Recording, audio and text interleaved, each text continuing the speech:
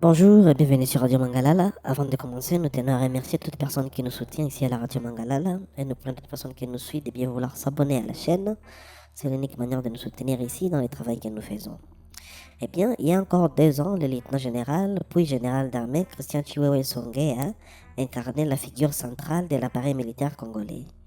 Commandant de la garde républicaine, chef de l'état-major général des forces armées de la République démocratique du Congo, puis conseiller militaire du président Félix Tshisekedi, cet officier discret et loyal semblait intouchable. Aujourd'hui, il comparaît devant la haute cour militaire aux côtés de 9 co-accusés poursuivis pour complot, trahison, détention illégale d'armes de guerre et violation des consignes militaires. Une des chances fulgurantes qui révèle des fractures profondes au sommet de l'État et dans l'armée congolaise. Né le 27 octobre 1968 à Lubumbashi, dans l'actuel Haut-Katanga, Christian Chiwewe Songesha appartient à cette génération d'officiers formés dans la tumulte des guerres congolaises. Il intègre l'armée à la fin des années 1990 sous le siège de Laurent Désiré Kabila, formé à l'antiterrorisme des instructeurs israéliens en Angola et breveté d'état-major après le stage au Soudan, à l'ICASI. Il se distingue par sa réserve, son efficacité et sa loyauté. Sa carrière décolle véritablement sous la présidence de Félix Tshisekedi, longtemps commandant de la garde républicaine, unité d'élite chargée de la protection des chefs de l'État. Il est nommé en octobre 2022 chef d'état-major général des FARDC, succédant au général Célestin Mbala.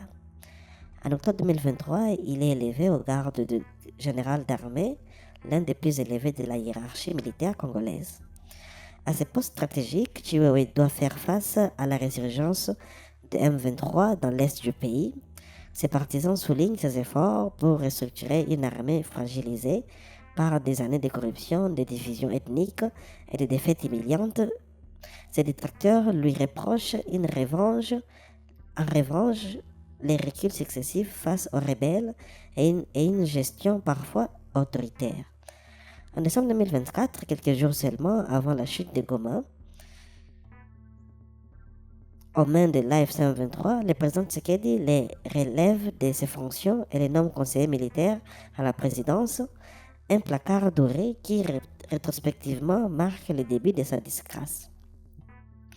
Les premières rumeurs d'arrestation circulent en début juillet 2025.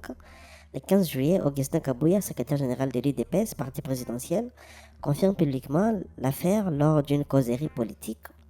Le général Chiwewe serait impliqué dans un complot visant à l'élimination physique du président Félix Tshisekedi. Selon Kabouya, l'officier n'aurait pas nié les griffes lors de ses premiers interrogatoires. Arrêté autour du 8 ou 9 juillet 2025, Chiwewe est rapidement transféré à la prison militaire d'Endolo à Kinshasa. Plusieurs proches sont appréhendés dans la foulée. Son ancien directeur de cabinet, le général-major Maurice Niembo Koufi, son secrétaire particulier, Adelar Mouiza, ainsi que des membres de sa garde rapprochée. Des perquisitions à sa résidence de la Gombe auraient permis la découverte d'un important arsenal d'armes de guerre et munitions. Les charges retenues contre lui et ses co-accusés, parmi lesquels l'ancien inspecteur général des FARDC, le général John Numbi Banza, en fuite, sont particulièrement lourdes. Complot entre 2020 et juillet 2025 visant à changer l'ordre constitutionnel par les armes, haute trahison, apologie du terrorisme, propagation des faux bruits, désertion, détention illégale d'armes, incitation de guerre, incitation des militaires à commettre des actes contraires à la discipline. Les sources évoquent également des liens présumés avec des anciens réseaux kabylistes et des réunions secrètes impliquant plusieurs officiers supérieurs. Le jeudi 4 2026, la haute cour militaire a ouvert le procès en audience publique au nouveau palais de justice à Kinshasa-Gombe. 10 prévenus sont concernés. La première audience, largement procédurale, a confirmé la présence du général Chiwewe à la barre. Le ministère public a détaillé les faits, un complot de longue haleine, des recrutements parallèles au sein de l'armée et une détention massive d'armement chez les principaux accusés. Pour les partisans du pouvoir, ce procès constitue une opération d'assainissement nécessaire face à des menaces réelles contre les institutions Pour d'autres observateurs, il s'agirait d'un règlement de comptes politiques dans un contexte de tensions persistantes autour de la gestion de la crise à l'Est et de la loyauté des élites militaires. L'affaire met en lumière les failles structurelles du système sécuritaire congolais, rivalité ethnique et régionale, corruption endémique et fragilité des chaînes de commandement. La chute de Chiwewe intervient dans un paysage particulièrement tumultueux. L'armée congolaise, engagée sur plusieurs fronts à l'Est, souffre de manques chroniques de cohésion. Les défections, les accusations de collaboration avec des groupes armés et les purges successives ont fragilisé l'institution. Certains analystes y voient les symptômes d'une méfiance accrue du pouvoir politique envers une armée qu'il peine à contrôler pleinement. Pour l'heure, la défense du général n'a pas encore livré sa version complète des faits. Ses avocats devraient contester la recevabilité de certaines preuves et mettre en avant le parcours loyal de l'officier. Les procès qui s'annoncent, longs et hautement médiatisés, pourraient durer plusieurs mois et révéler des informations explosives sur le fonctionnement réel du pouvoir à Kinshasa.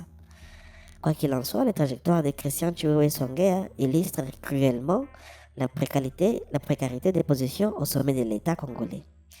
D'homme fort de la sécurité présidentielle à accusé principal dans un complot présumé. Son parcours condense les paradoxes d'un pays où la loyauté d'hier peut devenir les soupçons de demain. L'issue de ce procès marquera sans doute un tournant dans la reconfiguration du paysage militaire et politique de la RDC. Eh bien, mesdames et messieurs, ça sera tout pour cet article réservé à cette chute spectaculaire du général Chiwewe. Pour la suite, eh bien, nous attendons que la justice fasse son travail. Et nous prions toute personne qui nous a suivis de bien vouloir s'abonner à la chaîne et nous dire dans la section commentaires quelles sont vos pensées là-dessus. Pour la suite,